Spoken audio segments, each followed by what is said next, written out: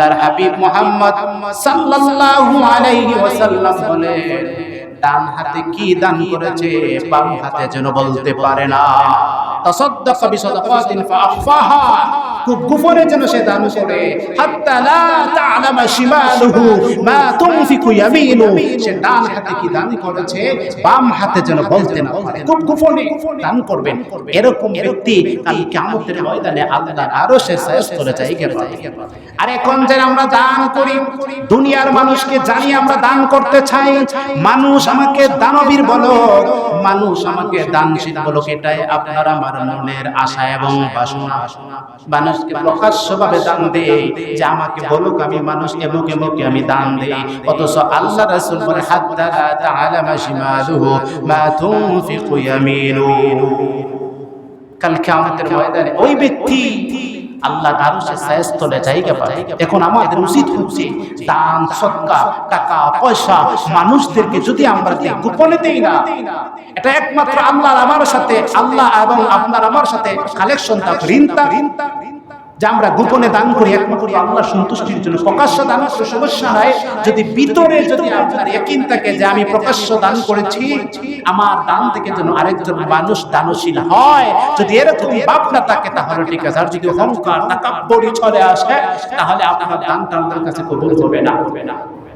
এজন্য ইয়াকিন করে আমরা গোপনে নির্জনে ইবাদত করব, দান করব নির্জনে গোপনে, যেন আমাদের ডান হাতে কি মুঠ করে দিয়েছি, বাম হাত যেন আমাদের বলতে না পারে আমি তাকে কি দান করলাম। এজন্য আল্লাহ মানুষের ভিতর দেখে, আল্লাহ মানুষের বাহির দেখে না, আল্লাহ মানুষের নিয়তটা দেখে, আল্লাহ মানুষের কলবটা। এজন্য আপনি দান করেছেন আল্লাহর জন্য, একমাত্র আল্লাহই ভালো জানে। তাহলে 7 নাম্বার ব্যক্তি ওই দানশীল, সে ডান হাতে কি দান করলো বাম হাতে বলতে পারে না। কাল কিয়ামতের ময়দানে আল্লাহর আরশের ছায়া ছাড়া যখন আর কোনো ছায়া থাকবে না, তখন ওই ব্যক্তি কাল কিয়ামতের ময়দানে আল্লাহর আরশের ছায়া ছাড়া জায়গা পাবে। এজন্য আমরা প্রকাশ্যে মানুষদেরকে লোভ দেখানো থেকে যেন আমরা বঞ্চিত থাকি, একমাত্র আল্লাহর সন্তুষ্টির জন্য যেন আমরা মানুষদেরকে দান করে থাকি, মানুষদেরকে আমরা সাহায্য করে থাকি। কারণ সুস্পষ্টভাবে আল্লাহর রাসূল সাল্লাল্লাহু আলাইহি সাল্লামের হাদিস, আল্লাহ রাসূল বলেন ইন্নাল্লাহা লা ইয়ানজুরু ইলা সুওয়ারিকুম, নিশ্চয়ই আল্লাহ তাআলা তোমাদের সূরত দেখে না, তোমাদের এই জুব্বা, এই টুপি, এই দাড়ি, এই বেশ আর ভূষণের দিকে আল্লাহ কখনো নজর দেয় না। লা ইয়ানজুরু ইলা সুওয়ারিকুম ওয়ালা ইলা আ'মালিকুম, আল্লাহ রাসূল বলেন আমি তোমাদের আমলের দিকেও আমি তাকাই না। আল্লাহ রাসূল বলেন আল্লাহ তোমাদের আমলের দিকেও তাকায় না। তুমি যে নামাজ পড়তে পড়তে তোমাদের কপালটা দাগ হয়ে গেছে, দানশীল করতে করতে সবাই তোমাকে দানবীর বলতেছে, আর মানুষ তোমাকে বাহবা দিচ্ছে, আর তুমি মনে মনে খুশি হচ্ছ। আল্লাহ রাসূল বলেন ওয়ালা ইলা আ'মালিকুম, এরকম আমল আল্লাহর কোনো প্রয়োজন নাই এবং এটা আল্লাহ দেখেন। তাহলে আল্লাহ কি দেখে?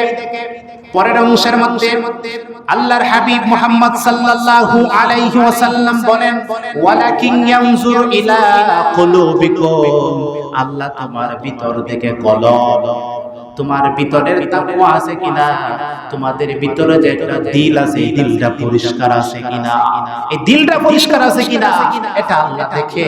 ওয়া নিয়াতিকুম, আর তোমার নিয়ত পরিষ্কার আছে কিনা, তোমার নিয়ত সহিহ আছে কিনা এটা আল্লাহ দেখে। ইন্নামাল আ'মালু বিন্নিয়াত, প্রত্যেকটা কাজ তার নিয়তের উপর নির্ভরশীল, যা প্রত্যেক ব্যক্তি তার নিয়ত করে।